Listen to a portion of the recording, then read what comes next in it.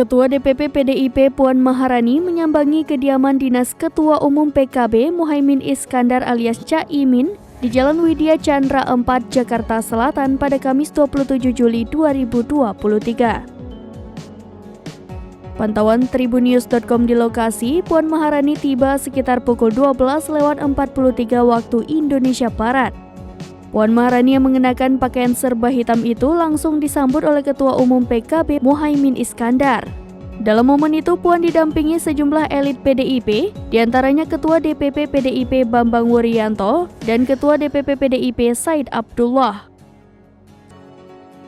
Sementara itu, elit PKB yang hadir yakni Sekjen PKB Hasanuddin Wahid, Wakil Ketua Umum PKB Jazilul Fawait, dan Ketua Fraksi PKB DPR RI Cucun Syamsurijal, serta pengurus partai lainnya. Adapun diagendakan keduanya akan melakukan makan siang bersama sambil membahas isu politik terkini. Sebelumnya, Wakil Ketua Umum PKB Jazilul Fawait mengatakan keduanya akan makan siang bareng sambil membahas Pilpres 2024. Jazilul menyebut pertemuan keduanya mungkin saja akan membahas mengenai Caimin masuk dalam bursa cawapres mendampingi Ganjar Pranowo.